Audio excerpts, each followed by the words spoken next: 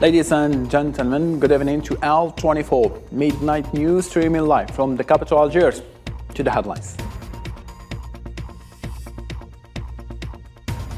Niger's coup leaders reject ECOWAS sanctions and hundreds of Nigerian citizens march in the capital Niamey, chanting against foreign interference and the French presence in the country.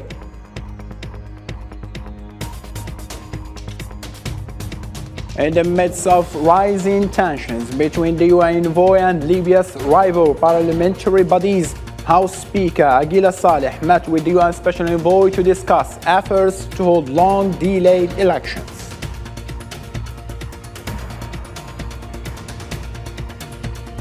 As violence between Zionists and the Palestinians surged to its highest levels, the Palestinian Foreign Minister described the Biden administration as weak and passive in the Middle East, looking to bring China as a key mediator in the region.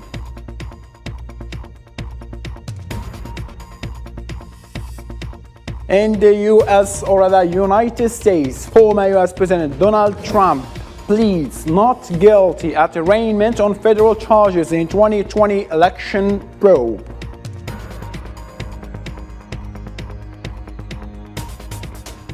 Hello again and welcome. Starting from the local matter, the President of the Republic, Mr. Abdelmajid Tebboune, has undertaken a partial reshuffle of judiciary relating notably to presidents of courts and attorneys general.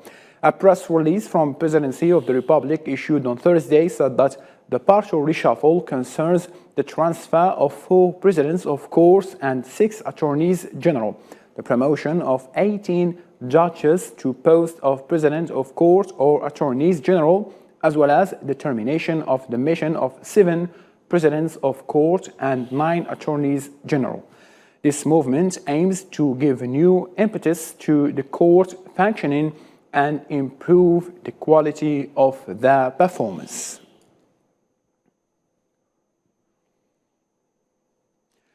Now to the hot potato, or rather the new hot potato of the African continent. Hundreds of Nigerian citizens marched in the capital Niamey to celebrate the 63rd anniversary of the country's independence from France.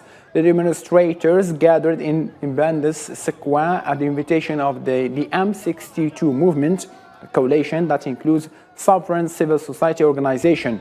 Slogans were chanted against foreign interference and the French presence in the country, as well as against the sanctions imposed on Niger in the wake of coup announcement of the overthrow of President Mohamed Bazoum a few days ago. Now to Economic Community of West African States and West African Economic and Monetary Union. Now to any force that wants to destabilize our country. We want our country to take the path of its sovereignty and the dignity of its people. We sincerely thank the authorities of Mali, Burkina Faso, Guinea, Algeria, Mauritania, and all the African authorities who have shown their solidarity with our country. I'm waiting for that day. I'm here for my country and I'm ready to die for my country. Because I'm not a politician. I'm here for my country and I'm here for the nation and for peace. Coup leader in Niger, Abdelrahman Chiani, said on Wednesday that the so-called National Council for the Safeguard of the Homeland was shocked by the sanctions imposed by the Economic Community of the West African States, ECOWAS. In a speech broadcast on Niger's television, Chiani described the sanctions as illegal, unfair, and inhuman, stressing that his country will not yield to pressure to return President Mohamed Bazoum to power, warning the people that the coming weeks and months will be very difficult for the country. The National Council for the Safeguarding of the Homeland rejects all sanctions and refuses to yield to any threat, whatever it comes from. We reject any interference in the internal affairs of Niger, and we reject the claim of any party to punish the National Council for the Safeguarding of the Homeland and the people of Niger as an example.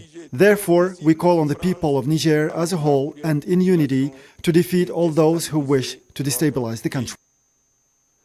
In the same line of thought, the meeting of the chiefs of staff of ECOWAS member states continued for the second consecutive day in the Nigerian capital, Abuja, to discuss the situation in Niger after the bloc threatened to use force to restore constitutional order.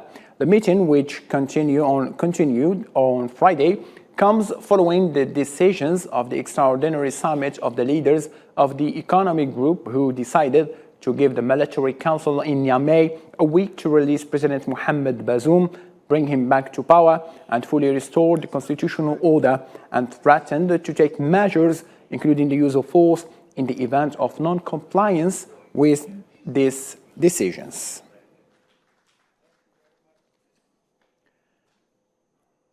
Also, in the same line of thought, Senegalese Foreign Minister Assita Tall Sall announced Thursday that Dakar will take part in possible military intervention in Niger if the Organization of West African States, ECOWAS, decided to take such action following the coup in Niamey. In a press conference, the Senegalese Foreign Minister confirmed what she considered her country's international obligations toward the Economic Community of West African States, adding that Senegal cannot evade the decisions taken by ECOWAS. ECOWAS thought it was time to put an end to it. Now, yes, to answer the question definitively. The Senegalese military, for all these reasons, will be going. As I speak, the chiefs of staffs of the ECOWAS member states are meeting to see what the modus operandi will be. Once the political decision has been taken at the highest level and the community level. So yes, our soldiers will go. How they will go, they are still in the process of consulting each other on that. In the same matter, U.S. President Joe Biden called Thursday for an immediate release of Niger's President Mohamed Bazoum in a written statement commemorating Niger's Independence Day. Joe Biden said that Niger is facing a grave challenge to its democracy. Good morning.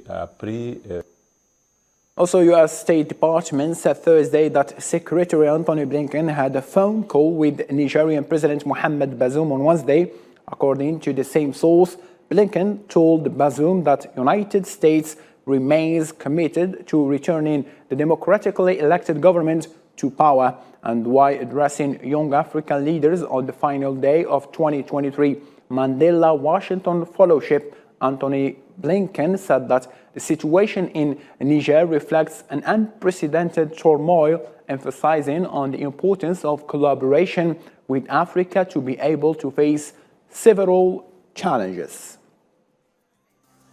These are big, big problems, and they're all coming at a time of unprecedented change and turbulence, including, as Undersecretary Allen said, what we're seeing right now in Niger.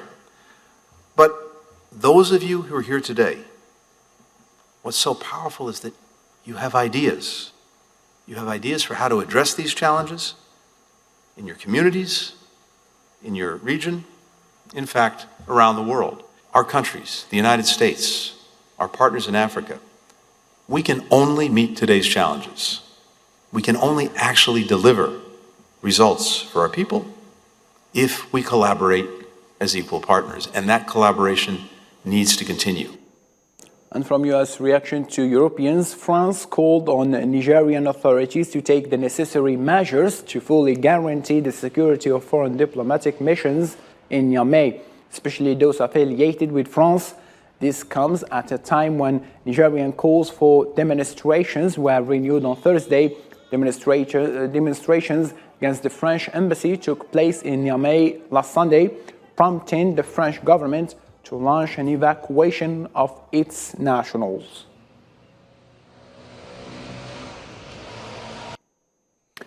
Also, the British Foreign Ministry announced that its embassy in Niger's capital will temporarily reduce the number of staff due to the security situation. The move follows a similar decision by the United States, which has initiated a partial evacuation of its embassy in the capital of Niamey.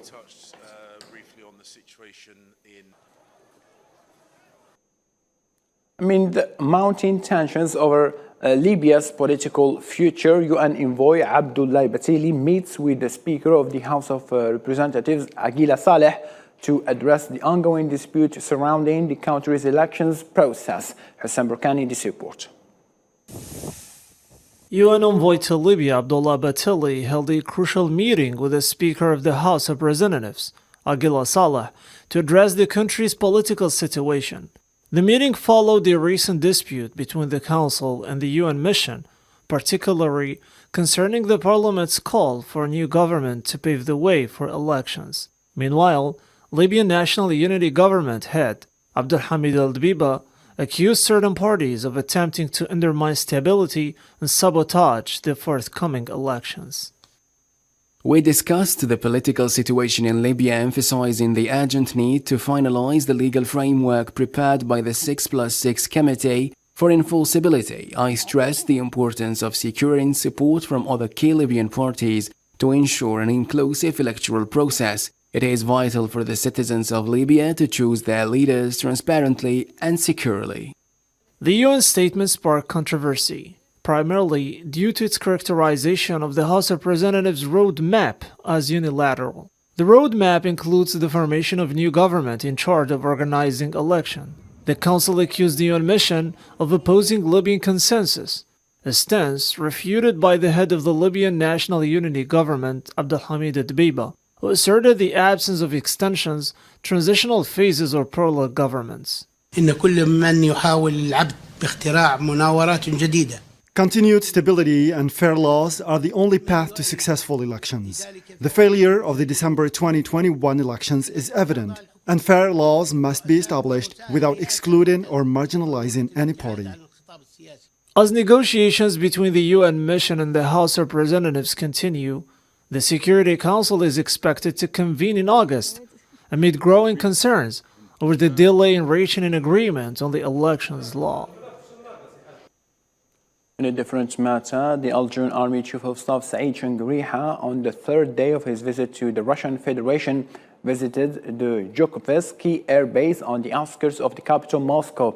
Army General Changriha, who was accompanied by the Director of the Military Cooperation Service of the Russian Federation, inspected some types of military aircraft and was briefed on the latest equipment and techniques used in the field of military aviation.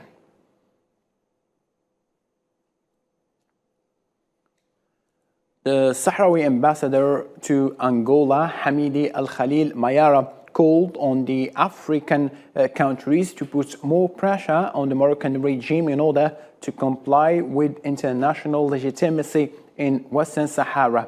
The Sahrawi diplomat, during his reception by the President of the Angolan Parliament at the Parliament headquarters in the capital, Luanda, briefed the President of the Angolan Legislative Authority on the latest developments known to the Sahrawi issue at all levels, especially after the return of the armed action as a result of the Moroccan breach of the ceasefire agreement on the 30th of November 2022.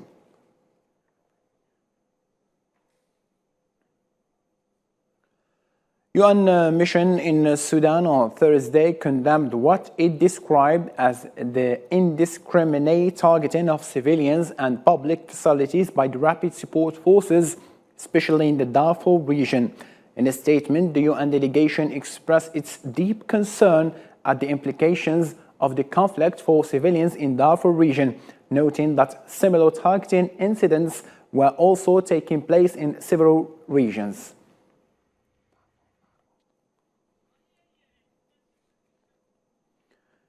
The Zionist occupation has carried out a wide-scale detention operation in several regions in West Bank, which resulted in 26 Palestinians being arrested. The detention included youths and minors from Al-Kalkiliya, Jenin, Nablus, and Al-Khalil.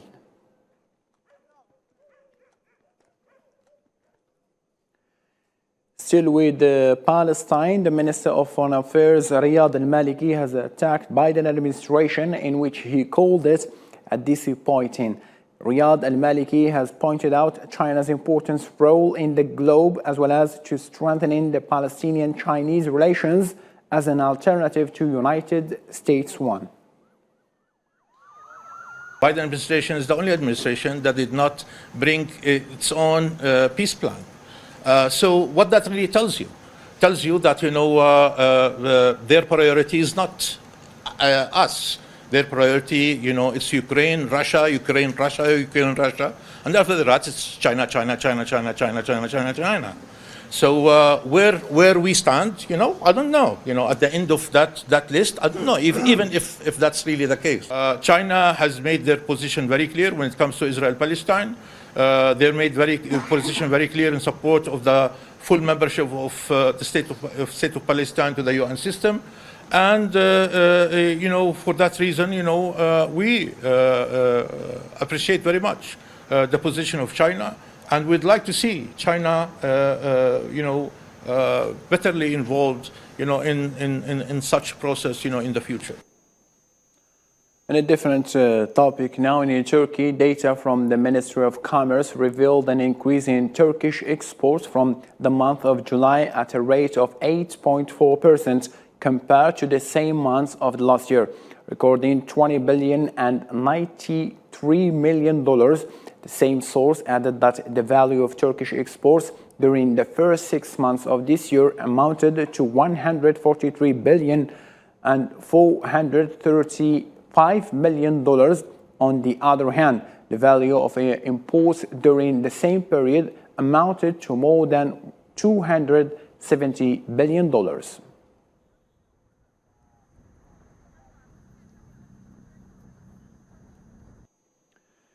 To the European conflict, the Russian Defense Ministry stated that Russia's Air Force has held nighttime military drills with Syrian Special Force units. The night drill took place in Syria's Hama province and marked the first of its kind for two countries.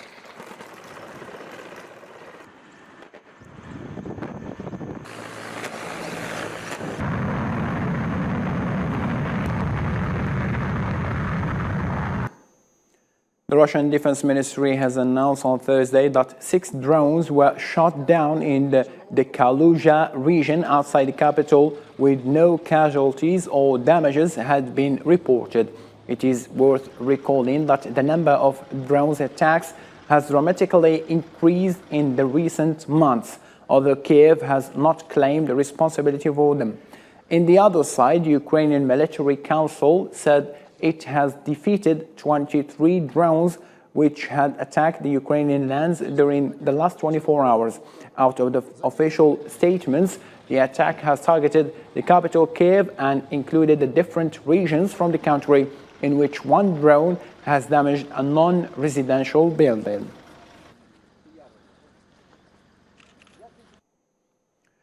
Since the beginning of the year, Russia has enlisted over 230,000 additional personnel in the army. According to Dmitry Medvedev, Moscow's Deputy Security Council chairman, Moscow has conducted an aggressive military recruitment campaign this year in order to fend off an ongoing Ukraine counteroffensive and hold territories captured during the conflict. According to the Ministry of Defense, from the 1st of January to the 3rd of August, a total of more than 231,000 people have been accepted for the contract service.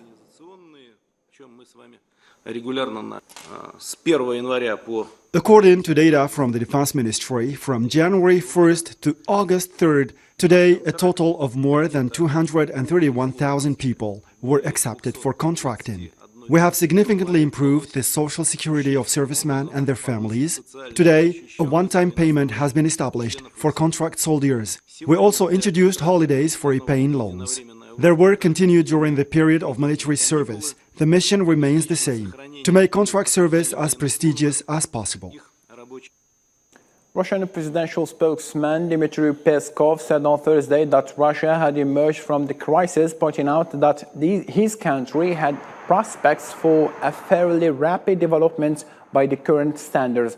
Mr. Peskov stressed the need to study and analyze all of what happened and how Russia, along with its people, were able to show all this strength.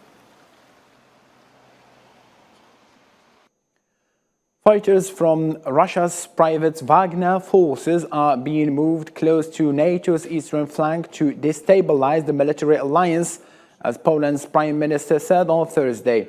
Wagner soldiers have begun training with the Belarus National Army, prompting Poland to start moving more 1,000 troops closer to the border.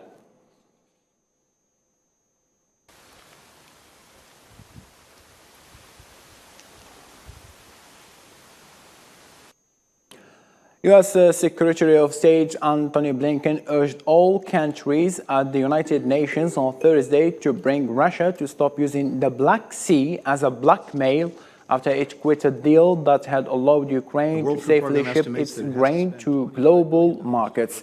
Blinken announced that nearly 90 countries had backed a short U.S. drafted communique in which they commit to take action to end up the use of food as a weapon of war and the starvation of civilians as a tactic of warfare. For its part, the UAE has Since Russia pulled out of the arrangement on July 17th, ignoring the world's appeals, grain prices have risen by more than 8% around the world. We also very much appreciate Turkey and others working to reinstate the grain deal. Every member of this council, every member of the United Nations should tell Moscow, enough. Enough using the Black Sea as blackmail. Enough treating the world's most vulnerable people as leverage. Enough of this unjustified, unconscionable war. China said on Thursday that it is willing to maintain communication with Washington on a possible future visit by the Chinese Foreign Minister Wang Yi to the U.S. Capitol. U.S. Secretary of State Antony Blinken, meanwhile, said on Thursday that his country is yet to receive a response from Beijing for the invitation it has extended to newly reappointed Chinese Foreign Minister.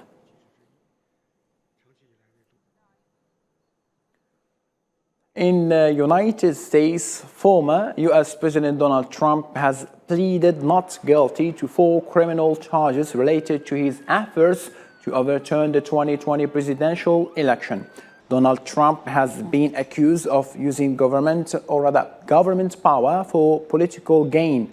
After pleading not guilty in Washington, D.C. federal court, Trump said after his arraignment on charges of trying to overturn the 2020 election that it was a very sad day for America.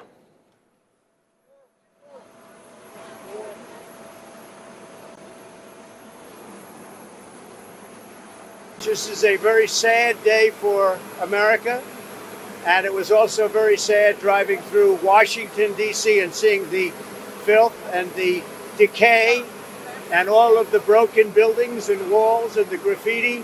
This is not the place that I left. It's a very sad thing to see it. When you look at what's happening, this is a persecution of a political opponent. This was never supposed to happen in America. This is the persecution of the person that's leading by very, very substantial numbers in the Republican primary and leading Biden by a lot. So if you can't beat him, you persecute him or you prosecute him. We can't let this happen in America. And now for more international news, let's follow this roundup by Marobleor. A Mexican state official said at least 17 people died in western Mexico when a passenger bus plunged off a highway into a ravine in the early hours of Thursday. 14 adults and 3 children were killed. 20 more passengers had been injured but were in stable condition. Haitians expressed a mix of optimism and skepticism this week over a UN plan to send Kenyan forces to assist in controlling the Caribbean nation's gangs. The international body has struggled for months to find solutions to Haiti's spiraling crisis, with few countries willing to put boots on the ground in Haiti after years of troubled international interventions.